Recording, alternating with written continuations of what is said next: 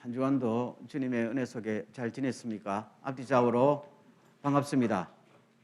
네, 주님의 은혜가 함께 하시기를 원합니다. 자, 오늘 성경 말씀을 한번 보겠습니다. 마르코니 요르쿠인쇼 주 샨쇼노 미코토바です。1節から13節の御言葉を購読いたします。 예수께서 성전에서 나가실 때에 제자 중 하나가 이르되 선생님이여 보소서 이 돌들이 어떠하며 이 건물들이 어떠하나이까? 예수께서 이르시되 내가 이 큰 돌들을 부르냐 돌하나도 돌 위에 남지 않고 다 무너뜨렸으리라 하시니라. 예수께서 감람산에서 성전을 마주 대하여 앉으셨을 때에 베드로와 야고보와 요한과 안드레가 조용히 묻되 우리에게 이르소서 어느 때에 이런 일이 있겠사오며 이 모든 일이 이루어지려 할 때에 무슨 증거가 있사오리까? 예수께서 이르시되 너희가 사람의 미혹을 받지 않도록 주의하라. 많은 사람이 내 이름으로 와서 이르되 내가 그리하여 많은 사람을 미혹하리라. 난리와 난리의 소문을 들을 때 두려워하지 말라. 이런 일이 있어야 하되 아직 끝은 아니니라.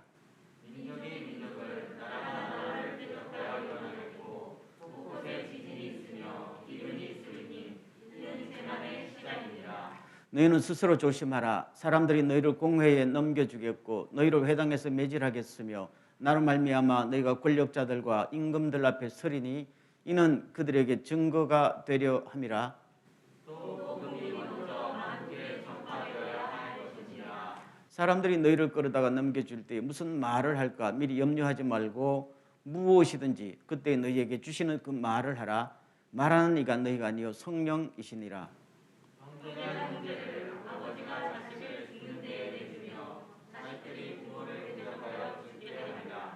다 같이 또 너희가 내 이름으로 말미암아 모든 사람에게 미움을 받을 것이나 끝까지 견디는 자는 구원을 받으리라. 아멘. 7절 말씀으로 다시 돌아가겠습니다. 난리와 난리의 소문을 들을 때에 두려워하지 말라. 이런 일이 있어야 하되 아직 끝은 아니니라. 8절 다시 한번 다 같이 민족이 민족을 나라가 나라를 대적하여 일어나겠고 곳곳에 지진이 있으며 기근이 있으리니 이는 재난의 시작이니라. 역사를 보는 눈, 어떤 사건이 일어나고 그 사건이 계속해서 일어나고 역사로 생기는 거지요. 이 일련의 사건과 역사를 보는 눈이 우리 크리스찬들에게는 일반 사람들과 달리 하나가 더 있지요. 일반 사람들은 일반적인 눈으로 보지만 우리는 신앙의 눈, 성경적인 시각으로 보는 거잖아요. 오늘 말씀 예수님께서 어떻게 이 시각을 보셨는가 하는 것이 우리들에게 중요합니다. 우리는 단지 코로나가 일어나서 지금 한 1,500만 명이 세계 죽었다. 엄청나다, 끔찍하다. 대책이 뭐냐? 그렇죠. 우크라이나에 전쟁이 일어나서 앞으로 세계가 어떻게 바뀔지 모르는 불안 속에 있다. 이런 이유만이 아니라 우리는 새로운 눈, 하나님의 시각으로 이것을 보지 않으면은 크리스찬으로 이 세상을 살아가고 우리의 사명을 감당하기는 부족하다. 오늘 그 말씀을 함께 나누기를 원합니다. 그럼 예수님께서 보셨을 때는 7절 다시 한번 쳐보세요. 무슨 말씀인가 하면은 난리와 난리의 소문을 들을 때로 두려워하지 마라. 이런 일이 있어야 하되 아직 끝은 아니니라. 그랬죠? 이런 일이 있어야 하되 이 말은 이런 일이 반드시 일어나야 한다. 필연적으로 일어나야 한다. 그 말입니다. 일어날 수도 있고 일어나지 않을 수도 있다는 게 아니에요. 반드시 일어나야 한다는 말입니다. 평상시에 예수님의 이미지하고는 다르죠. 예수님 그러면 평화, 사랑, 그렇죠. 그런데 오늘 이 말씀은 반드시 전쟁이 일어나고 기근이 일어나고 8절 보세요. 민족이 민족을 나라가 나라를 대적하여 일어나겠고 지진이 일어나고 기근이 일어나겠다. 필연적으로. 그렇죠. 그럼 오늘 우리 시대에 우리를 괴롭히는 거 크게 보면은 전쟁이 일어나면 기근이 따라오죠. 우크라이나에 전쟁이 일어나니까 지금 전 세계 곡물 가격이 급등하고, 러시아에서 천연자원을 스톱하니까 물가가 오르고, 그러면은 일본이나 미국이나 잘 사는 나라들은 그래도 견디는데, 지금 아프리카, 중남미 이런 데 지금 생활고가 말이 아니잖아요. 지금 기아선상에 수천 명이 허덕인단 말입니다. 동반한단 말입니다. 그럼 동시에 뭡니까? 질병이, 전염병이 더 악화되죠. 거기다 지진까지 일어나면서. 예수님은 이것이 반드시 일어나야 되는 역사의 과정이다라고 딱 단정하십니다. 왜 그런가 하면은 이것이 재난의 시작이기 때문이다, 그렇게 말합니다. 여기서 재난이라는 말은, 여기 보세요. 일본어가 참 잘, 뭐라고요? 우리나라로 하면은 해산의 진통이에요. 원래 원문에도 해산의 진통이라는 의미를 하고, 그냥 고통이 아니고 해산의 진통이에요. 그러면 해산의 전통은 필연적으로 생기는 거죠. 그렇죠? 여기 엄마들 있죠. 겪고 싶지 않지만은 아기를 놓기 위해서는 해산의 진통이 피할 수 없는 거란 말입니다. 마찬가지로 전쟁과 기근과 지진과 모든 전염병을 싫지만은 이것이 해산을 위한 진통이기 때문에 불가피하다, 그 말입니다. 그러면은 해산은 왜 하는 거예요? 아기가 있으니까 해산해야죠. 그러면 해산의 고통이 언제 없어져요? 아기를 놓아야 없어지지요. 품고 있으면 없어지지 않는단 말입니다. 놓아야 없어지는 거예요. 그럼 성경에서 예수님 말씀하시기를 해산의 진통이 끝나고 아기가 태어나는 그 사건은 뭐예요? 오늘 전체를 우리가 절절히 설명을 안 하겠습니다만은, 해산의 진통이 끝나고 아기가 새로 태어나는 사건은 성경에서 뭐라고 이야기하고 있어요? 예수님의 재림입니다. 이런 일이 언제 어떻게 일어나겠습니까? 라고 예수님의 재림 마지막 때에 관한 일을 물으면서 주님의 대답이 이거란 말입니다. 그럼 주님께서 재림하셔야만이 진통이 끝난다는 거예요.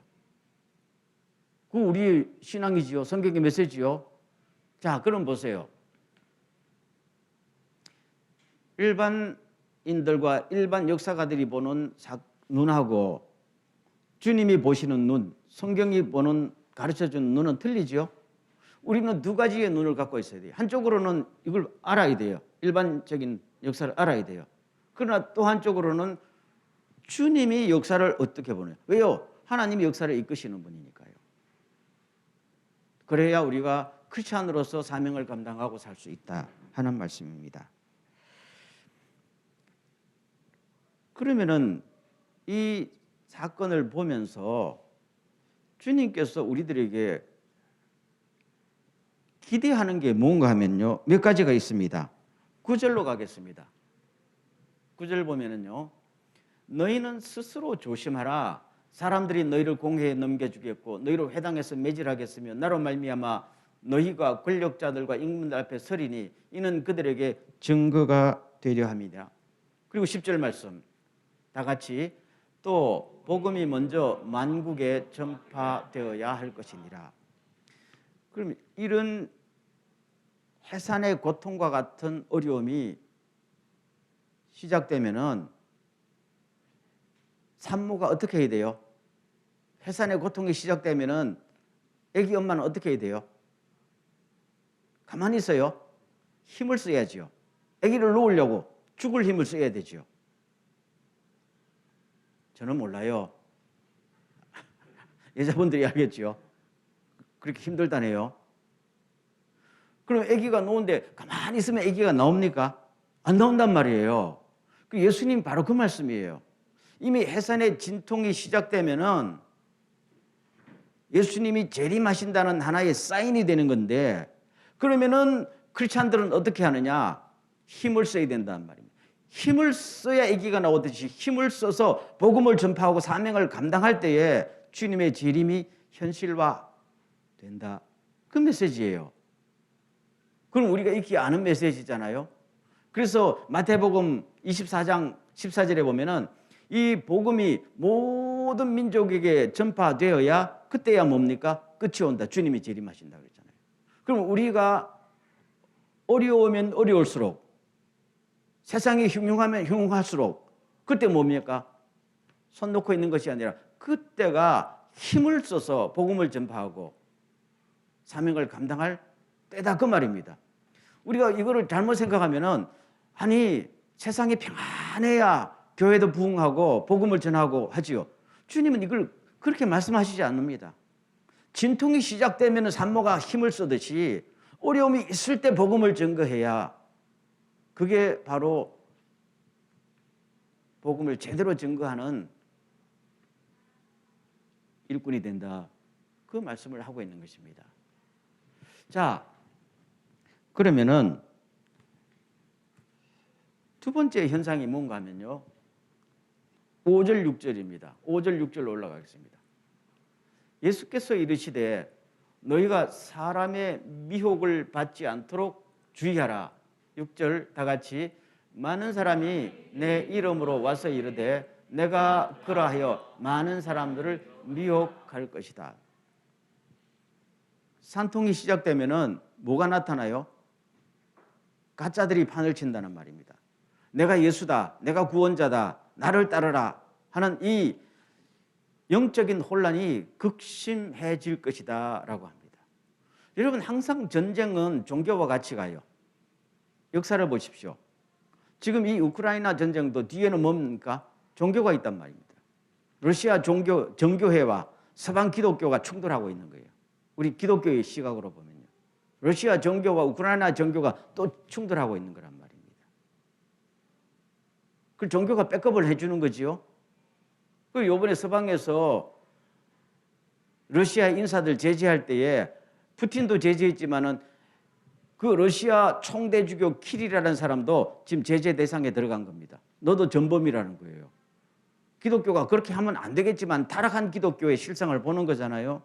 마찬가지로 이런 때에 특별히 자기가 이 땅에 평화를 가져다준다 라고 외치는 거짓 그리스도가 너무 많이 생겨날 것이다 그 말입니다. 그러면서도 속아 넘어가지 않도록 하십시오. 그겁니다. 복음을 증거하는데 속아버리면 이상한 복음을 증거할 거 아니겠어요? 그래서 지금 이단들이 판을 치는 거잖아요. 어려울수록. 평화스러울 때보다 세상이 어려울 때 이단이 더 많이 나타나는 거잖아요. 잘 먹혀 들어가니까요. 그러면 제가 생각할 때에 지금 뭐 다른 종교물 우리 기독교 정말로 하나님을 믿는 이 참 진리를 외치는 기독교에서 이 거짓 선지자 내가 그리스도다 라고 외치는 사람들의 특징이 뭘까요? 무슨 메시지를 외칠까요? 그 사람들은?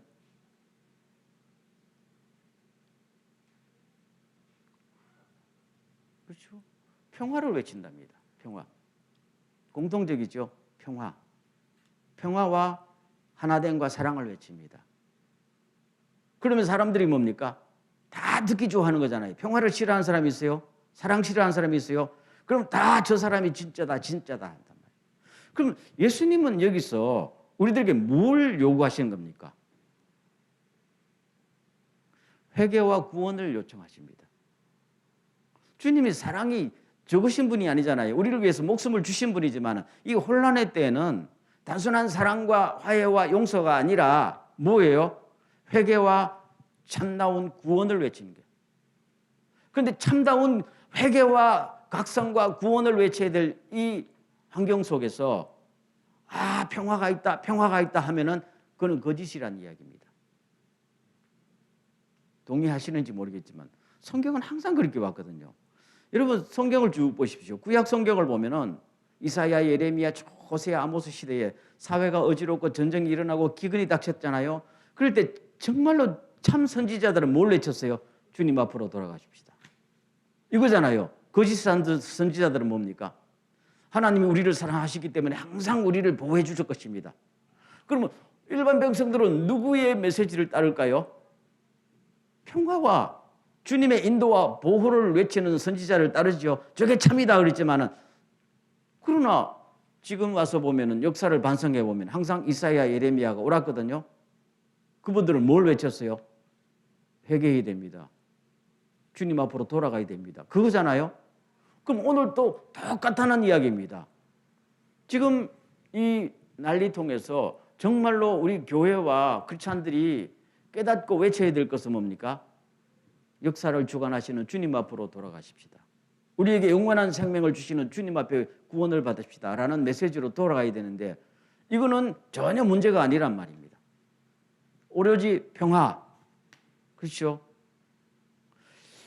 여러분, 예수님이 다시 말씀드리면 예수님은 우리를 사랑하셔서 자기 목숨을 버리셨어요. 그분의 사랑을 의심할 게 아무것도 없잖아요. 다만 사랑하는 방법이 문제입니다. 그냥 괜찮다는 게 아니라 주님 앞에 우리를 다시 한번 갱신시키고 회개할 때 주님 앞으로 돌아가고 사랑을 받는 것이죠. 상처가 곪으면은 붕대를 감는다고 상처가 나요? 고름을 짜내고 수술하고 약을 발라야지요. 그게 회개란 말입니다. 단지 괜찮아요 하고 붕대 발라버리면은 그 사람 죽이는 거 아니에요? 그건 사랑이 아니잖아요. 책임 회피고. 그래서 이 난리통에 거짓 선지자들이 나와서 여러분들을 속일 때 속임당하지 않도록 조심하십시오 하는 메시지를 주님께서 여러 번 하십니다. 오늘 마가복음 다 안 읽었지만 계속 후반부로 갈수록 계속 주님께서 우리들에게 조심하십시오 라고 외치는 것입니다. 조심하려면 뭐예요? 뭐가 참이고 뭐가 거짓인지 알아야 되겠죠. 참과 거짓을 판단하는 기준은 어디에 있는 거예요? 내 생각에 있다? 아니지요. 말씀이에요. 우리가 성경 말씀을 자세히 정확하게 알 필요가 있어요. 언제일수록? 어려울 때일수록. 왜요? 판단이 잘 안 서니까요. 뭐 어떤 목사님이 그러더라, 어떤 신문에서 그게 아니고 내가 직접 성경 읽으세요. 그런 마음이 없는가 본데요. 여러분, 이때 열심히 성경을 정확히 읽으세요. 저희 같은 사람들은 정확하게 성경을 전달할 필요가 있어요. 막 감동도 중요하고 뭐가 하는 것도 중요하지만 중요한 건 뭡니까? 바른 말씀을 증거해야 돼요. 아멘. 왜요? 이거는 다른 문제가 아니잖아요. 굉장히 중요하다. 그래서 항상 이럴 때에 속아 넘어가지 않도록 조심하라. 그 다음에 세 번째 뭔가 하면요. 13절 말씀을 읽을게요. 다 같이 시작. 또 너희가 내 이름으로 말미암아 모든 사람 구원 미움을 받을 것이나 끝까지 견디자는 구원을 받으리라 했다. 오늘 설교 제목이 이럴 때는 견디어내라 그 말씀이잖아요. 안 견디면 어떡할 건데? 그렇죠? 처음부터 말씀했지만은 이것은 막을 수 있는 겁니까? 막을 수 없는 사건입니다. 여러분, 전쟁 막을 수 있어요? 못 막습니다. 막을 수 있었으면요, 인류 역사상 대부분의 전쟁 다 막았지요. 그러면 사람들이 많이 배우면 전쟁이 없어져요? 안 됩니다. 많이 배운 사람들이 전쟁하더라고요. 평화를 외치는 사람들이 평화를 가져옵니까? 그런 사람 본 적이 없어요. 이미 진통이 시작되면은 그거는 막을 수 없는 것처럼 안 된다는 이야기입니다. 그러면 이럴 때 어떻게 하느냐? 견디어내야죠. 아기가 나올 때까지 견디어내야 돼요. 견디어낼 때 어떻게 견디어내느냐 하면서 주님이 주신 말씀이 아까 처음에 뭡니까? 복음을 적극적으로 증거하면서 힘을 써야 된다. 두 번째 뭡니까? 속아 넘어가지 않도록 해야 된다. 그 말씀이잖아요. 그리고 세 번째는 결론적으로 어쨌든 끝까지 견디내라. 견딘다는 게 뭐예요? 견딘다는 의미가 뭐가 있을까요? 그냥 참는다? 그냥 참는 거하고 견디어내는 거는 조금 뉘앙스가 다르지요.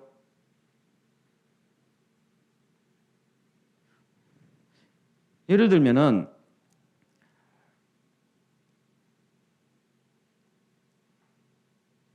100kg의 압력으로 어떤 물건을 내려누를 때 견디어내는 것은 뭐예요? 100kg의 압력을 받아도 부서지지 않고 그대로 있는 거예요. 그 견디어내는 것이죠. 압력을 받아서 부서졌으면은 반쯤 부서졌으면 어떻게 해요? 견뎌낸 게 아니에요. 10% 부서졌으면은 견뎌낸 거 아니에요. 100% 그대로 견뎌내야 돼요. 압력에 불구하고. 그게 단순히 참는다 하는 의미하고 틀리잖아요. 견뎌낸다는 말은 그런 뜻이 있단 말이에요. 그럼 이건 신앙적인 이야기죠. 수많은 어려움이 왔을 때 이 신앙이요, 견뎌낸다는 말은 뭡니까? 신앙이 변질이 없이 그대로 간다는 이야기예요. 그걸 견뎌낸다는 겁니다.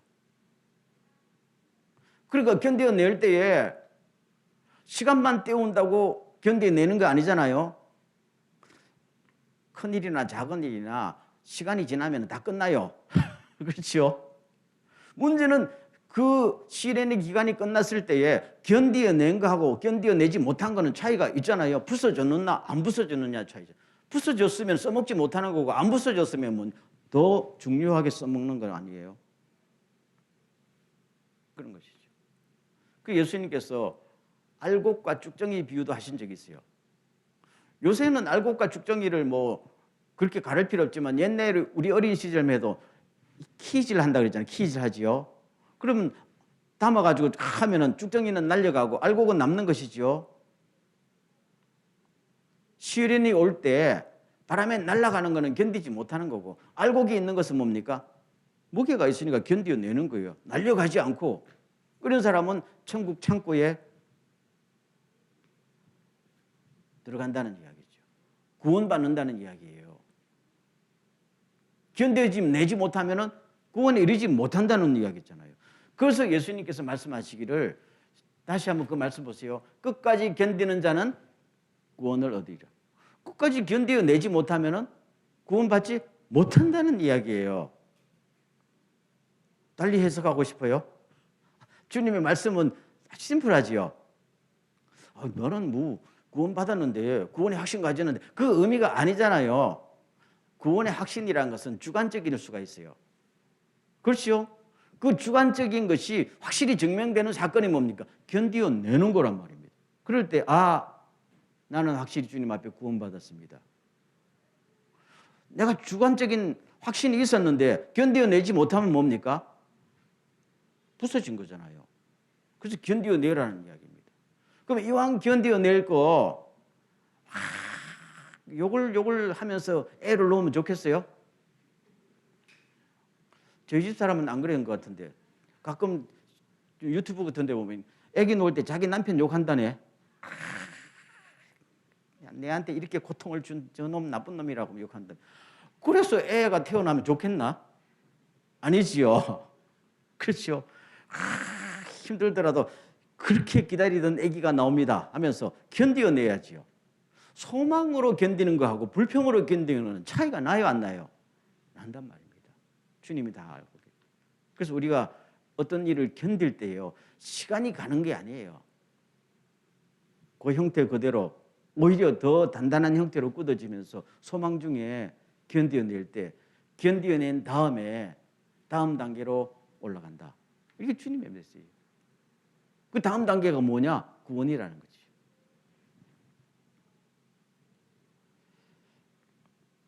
그래서 베드로전서 1장 7절 말씀에 보면 이런 말씀이 있어요.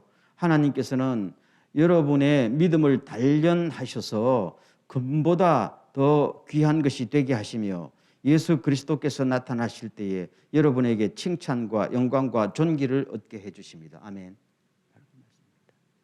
그러면은 다시 한번 보세요. 우크라이나 전쟁과 코로나와 그다음에 기근과 지진과 앞으로도 수많은 것들이 일어나겠지요. 그러면은 지금 일반적인 시각으로 보면은요. 특별히 미래를 예측하는 학자들이 미국 주도의 세계 이 파워 밸런스가 지금 급속하게 무너지고 다시 어떤 형태로 돌아갈지 아직은 예측하지 못한다 그러잖아요. 그렇지만은 제 개인적인 생각으로는 미국이 그래도 기독교 이념과 민주주의를 갖고 있는 미국이 이제까지 세계의 경찰 국가로서 역할을 했기 때문에 어떤 면에서 조그마한 나라를 또 보호받고 있었거든요. 만약에 미국의 이 리더십이 약해지면은 그야말로 끊임없는 패권주의로 간단 말입니다. 패권주의란 게 뭡니까? 힘 있는 나라가 작은 나라를 삼키는 거잖아요. 힘으로 휘두른단 말이에요. 조폭처럼. 지금 그게 보여준 것이잖아요. 그렇죠? 러시아가 보여주고 있고 중국이 보여주고 있고, 그럼 앞으로는 조금만 힘이 생기는 나라는 뭡니까? 휘두르려고 그런단 말입니다. 하다못해 북한까지도 휘두르려고 그러잖아요. 그렇게 되면 이걸 막아줄 파워나 시스템이 없기 때문에 국제연합 같은 것도 지금 유명무실하잖아요. 어떻게 하겠어요, 이거? 그러면 끊임없는 소용도 속으로 들어가게 되겠죠. 뭐 대만이나 한반도는 물론 소용도시로 들어갈 가능성이 너무 심하잖아요. 그것뿐이겠어요, 지금. 그로 인한 수많은 경제적인 것, 그렇죠? 그다음에 정서적인 모든 문제까지 이거는 걷잡을 수 없게 된다. 이를 갖다가 저 나쁜 놈들 세계의 평화를 이루어 갑시다. 평화가 와야 됩니다. 이렇게 외친다고 해결이 돼요. 물론 그거는 정치가들이 해야 될 일이에요. 하나님께서 정치가들에게도 그 사명을 주셨으니까요. 우리는 그 눈을 가져야 되는 건 맞아요. 동시에 그 눈만 가져서는 우리 크리스찬으로서는 살아가기 힘든다는 이야기죠. 그럼 오늘 이 사건을 보면서 주님, 이 어려움 속에서 우리는 누굽니까? 우리가 할 역할은 뭡니까?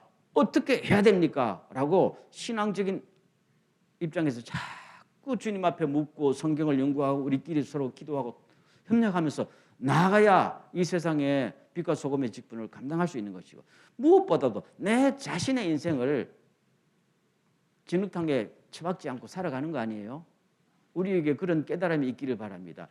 눈이 보이면은 온몸이 성하다고 그랬어요. 주님이 그러셨죠. 눈이 잘 보여야 되잖아요. 아멘. 잘 봐야 돼요. 보는 만큼 살아가는 거니까. 그래서 우리는 이 예수님께서 우리들에게 가르쳐 주시는 영적인 눈, 신앙적인 눈으로 세상을 보는 법을 지금부터라도 열심히 배울 수 있기를 주의 이름으로 축원합니다.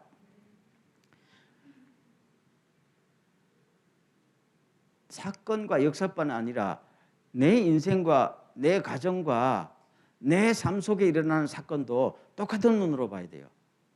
그냥 일반적인 눈으로 보면 내 인생 참 왜 이렇게 힘드냐 하면서 주저앉고 싶잖아요. 일반적인 눈으로 볼 때. 여러분 전혀 남의 소리 듣는 것 같아요. 전혀 그렇지 않는 것. 여러분들은 맨날 승리하는 것 같은데, 아니요, 나는 맨날 승리하지 못해요. 아니, 목사님도 승리하지 못합니까? 사람이 어떻게 맨날 승리해요? 그런 법은 없단 말입니다.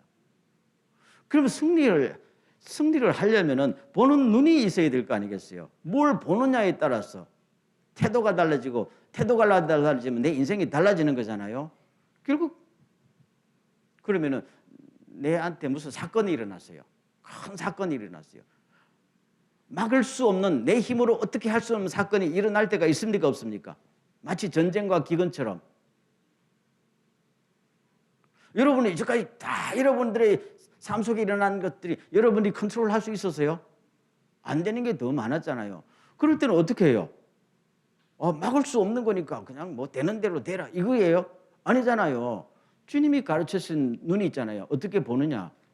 이 내가 막을 수도 없고 피할 수도 없는 이 일들 속에서 뭘 해야 돼요? 회개와 갱신을 통해서 주님 앞으로 다가가는 이 노력을 해야 됩니다. 왜요? 그분은 모든 것의 주권자 아닙니까? 우리는 절망이라도 그분은 모든 것을 갖고 계시죠. 전쟁이 나고 기근이 나도 이것이 뭡니까? 산통이라잖아요. 산통이라는 것은 현재는 뭡니까? 고통이지만은 기쁜 고통이지요.